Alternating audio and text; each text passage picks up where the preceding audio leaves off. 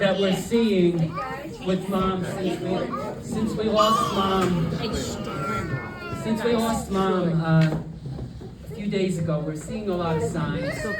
One of the signs is I wrote the eulogy on my phone, and every time I tried to print it, I wanted to print it in black and white. And every time I tried to print it on our printer, it would only print in Kelly Green. Another sign, we're seeing, Danny, wherever he is, he saw a rainbow on his towel in his bathroom this morning. And rainbows mean life. Yeah, I got it on my phone. I'll have to show everybody later. And Mikey lives in Seaford. Mikey and Kristen, where are they? They live in Seaford. You don't have a lot of chickens and roosters in Seaford. Well, the night after Mom died, Mikey's washing up, getting ready for work, and he hears something out his kitchen window. He hears a rooster crowing. I did. And then he goes out on the road, and he films Cock-a-doodle-doo, and this is the Brewster Rooster. Yeah. Okay, so I'll read this now. Really? We lost a legend, Mary Dolores Power, also known as Hurricane Belle, Minnie Johnny, and the Brewster Rooster. Mom lit up a room when she walked in. She had a loud, hearty, contagious, famous laugh, and had quite the sentimental streak where she would easily cry as well. Mom was O'Donnell strong, came from good Irish stock. We remember one time at Clancy's Beach when she and her buddy, Margie Feeney, had a swim race. The whole beach was watching. All the smart money was on Mrs. Feeney. She was a bit thinner and younger. Well, Mom left her in her wake with the kids cheering her on. Mom never really got old. I know that sounds crazy because her failing health in later years was surely a cross that she bore with dignity at River Glen. Mom kept that blue sparkle in her eyes that never faded, had silky smooth skin and abundantly thick hair. Through it all, Mom kept the wit of a wise guy teenager. In fact, her last words to Danny, just a couple of weeks ago, as he kissed her goodbye and walked out the door, were, "Hey Danny, keep your drawers on."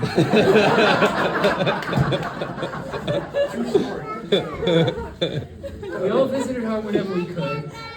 Burton Morsey. There he is. Okay, Burton Morsey. Mosey's there. Okay. You guys were rock solid, being there every day. For years on end, you both were like Mom's guardian angels on earth. Wilbur, where are you? You were amazing as well, with your many visits to Mom from Florida. But if you don't mind, I'll stop short and call you an angel. Yeah, especially after last night. No, I knew. Yeah, to edit that. Mom never thought of herself as being old. She worked at Harvard School until she was 80. She was loved by faculty and students alike. Although putting Minnie Johnny in charge of the school's lost and found for all those rich kids resulted in some very nice cameras and electronic gadgets sometimes magically appearing at her house. When Mom and Dad moved to Heritage Village, over 55 retirement community, when she was in her 70s, she immediately had a nickname for all the residents driving around. She called them OFs. Old Fs. I have to figure out what the Fs stood for. Mom liked to spend money on good things, sometimes spending money she didn't already have.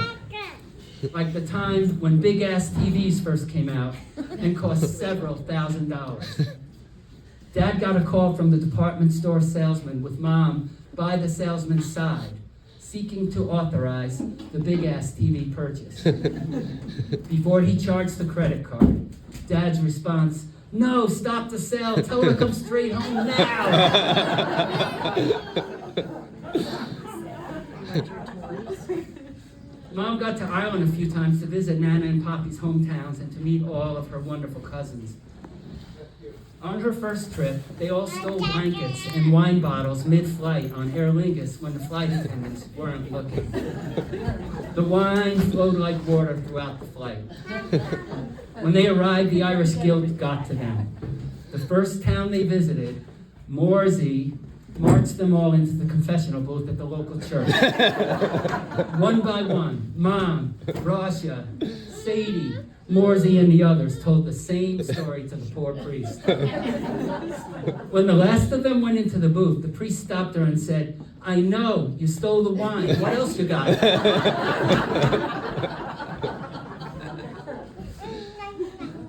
Another time, Mom roomed with Marie, Mary's mom, for a week throughout Ireland, and the kids joked like it was like one of those cartoons where an angel was on one shoulder and a devil on the other.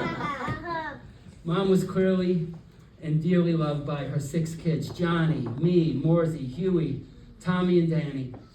We know that Huey's with her now, probably embarrassing her at Heaven's welcoming party by going crazy at the reception with his crazy antics and his Mick Jagger imitations. Mom left a wonderful legacy of 13 grandkids and 5 great-grandkids.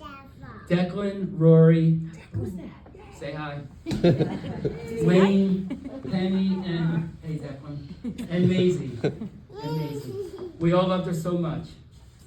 Finally, Mom had a wonderful life, filled with deep faith, much laughter, and some heartaches along the way. She was so blessed to have a great guy by her side and Dad. Her faith was such that her week would be complete if she got communion, and she was so devoted to the Blessed Mother. She loved her friends of a lifetime, like Delia and Paul.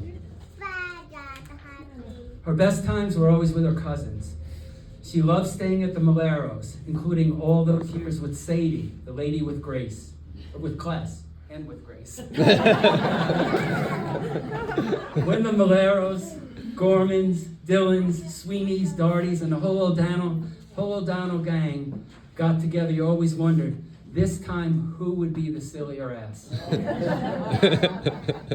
So now I'll conclude with a revised version of a poem we wrote for Mom on her 60th birthday bash. Over 90 years ago, Nana and Poppy had a girl to join Connie and Mick. With brothers like that, you knew she wouldn't miss a trick. And now it's time to say farewell to Hurricane Belle. It's true that the years flew by as only Father Time can tell. If we close our eyes, we might even see a cute girl with curls from St. Teresa's at the ripe old age of 3. At 17, Mom dated Dad, handsome, thin, and tall. They were destined to fall in love if Dad would just drop his basketball. Soon they got married and had the big fun. To some, it seems like yesterday. Was Mom really only 21? First came Johnny and me. Then by the mid-60s, Mom's arms were full of kids by the ton. They bought their first house in Staten Island, and Mom was 31. Then Mom said, this house is too small, let's run for the hills. So she spent her 40s in Brewster and had a decade of thrills. When Mom reached her 50s, the kids were all grown. She said, this house is empty, let's get a new home. Then she told Dad, I want to be near Morsey, Paul, Rosie, and Grace. So Dad said, what the hell, let's move to Connecticut and shake up the place. So now, Mom, now that your time on earth is done, keep an eye on us from heaven. And we promise you, we'll have the big fun. We now raise our glasses, if we had them. Danny, you got a tear.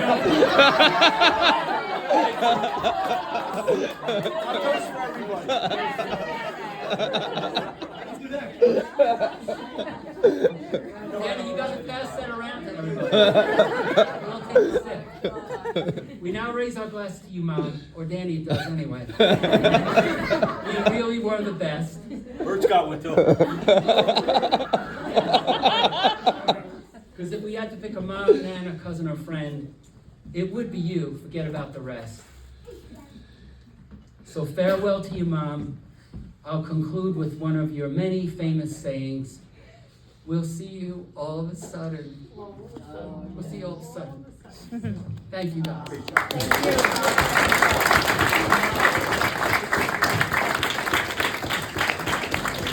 All right, now, where'd you guys get those beers?